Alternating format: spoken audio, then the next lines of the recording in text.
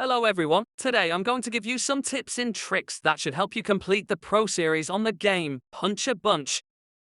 It's a challenging game that takes a lot of practice. Most people tend to get hung up on the last few fights of the Pro Series. Today I'm going to be doing all of them in sequence in order to highlight some of the useful techniques I've come across. Without further ado, let's get started on our first opponent, Slamfist. He is relatively easy to beat. The majority of his strikes are easily telegraphed, but be careful, he has serious power even with his very basic blows. One wrong move could have you rocked and potentially cost you the match.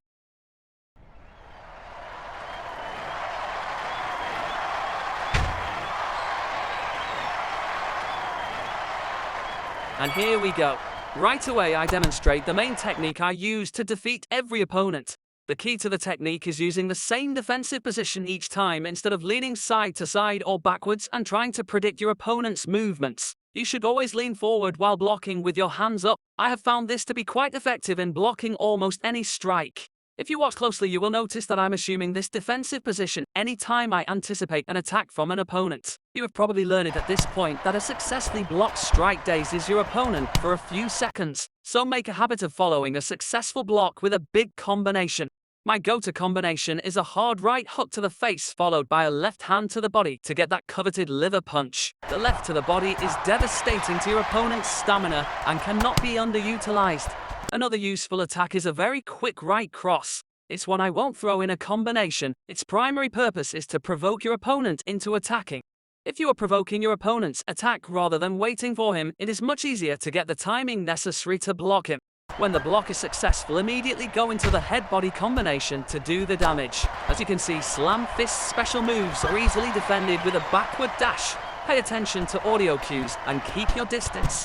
When he recovers, make him pay for it with that heavy right hook, but careful not to get too greedy. As you will see here, greed did get the best of me and I was dealt a lively fisting. He punishes me so bad in a single instance that one of my arms flopped grotesquely behind my back. It was very close to being all over.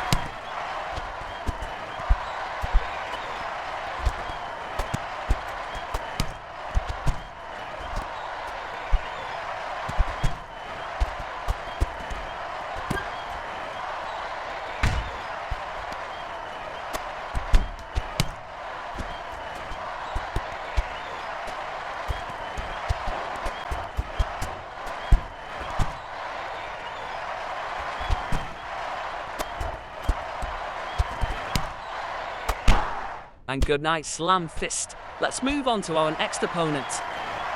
Next up we have Hurrican, or as I prefer to call him, Butterbean. Again, he's a powerful opponent, but has easily telegraphed special moves and shouldn't be too challenging. Most people can make it through this part of the series without too much difficulty.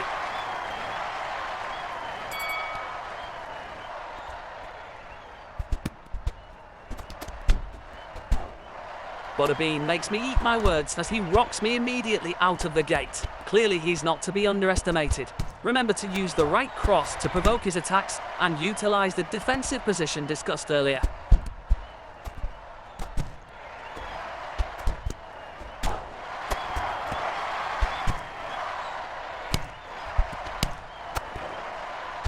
As you can see here, I have him rocked. The best way to rock an opponent is to land the head-body combination immediately after they throw a bomb. It drains their stamina very quickly.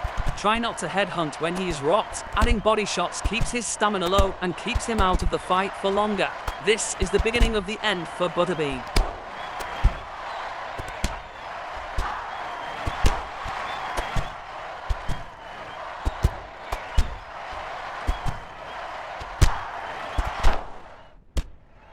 Good night, Butterbean. Let's move on to our next opponent, Lazer Bob. Players report encountering some difficulty at this part of the game. Oddly enough, you will learn quickly that Lazer Bob is a lousy fighter. He relies very heavily on his special moves for success, but once you understand how to defend them, they become his downfall.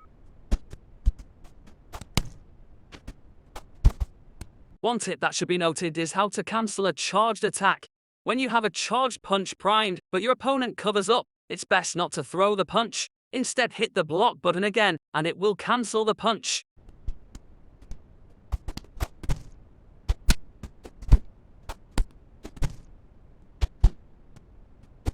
Here is one of Bobby's special attacks. It's very easily defended with a series of backward dashes. Once you get this down, Bob is more likely to injure himself with this attack. Make sure you punish him for it. As you can see, I proceed to ragdoll him in the vacuum of space. Please take a moment to enjoy as he flops around wildly.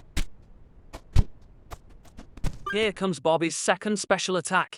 How will you ever defend it? Simple. Assume the defensive stance that I have highlighted several times throughout the video. It's the absolute bread and butter of beating this game.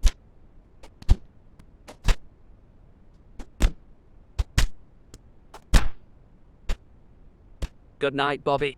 Let's move on to our next opponent, the question mark puppet guy. This is certainly a point in the game that people struggle with. At my first few kicks of the can, I usually made it through by trying to take as little damage as possible and just hope he won't spring his disappearing uppercut attack. After some time, I painstakingly learned how to defend it.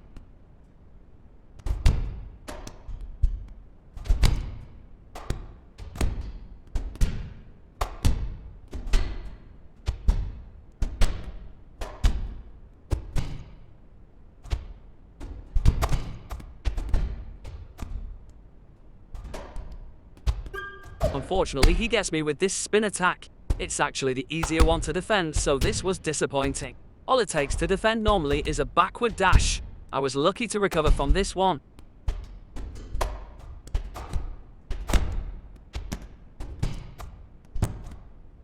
Here it is, the rage quit inducing attack. Pay attention closely. The key is a well-timed backward dash and the head down defense referenced throughout this video. The dash helps you slip his uppercut, and the duck glance is his spin attack.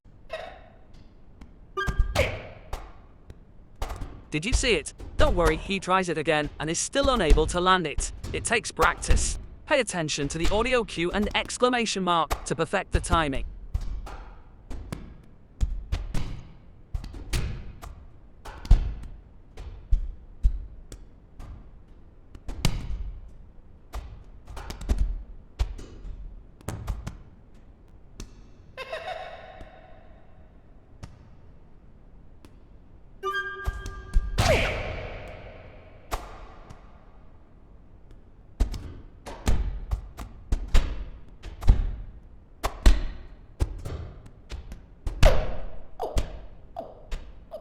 Good night, Puppet. Next up is the return of Toby. He's back and he has learned a few more moves. However, I still tend to beat the wheels off him without too much effort.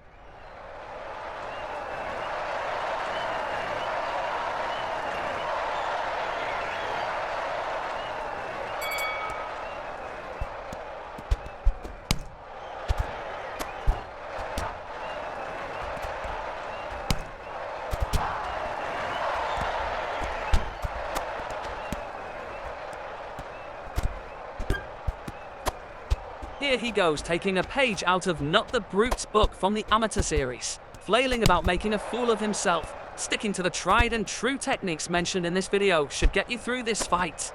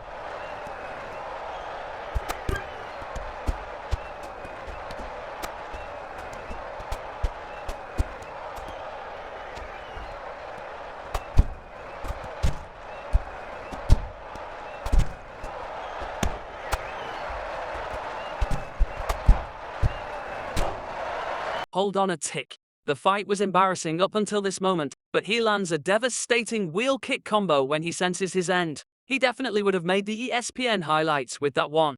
Well done, Toby.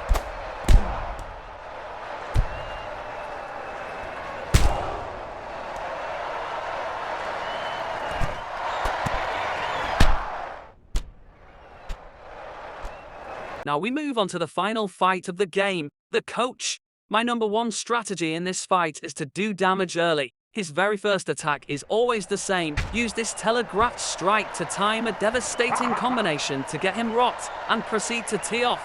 I can often take his health down to 50% before he snaps out of his daze.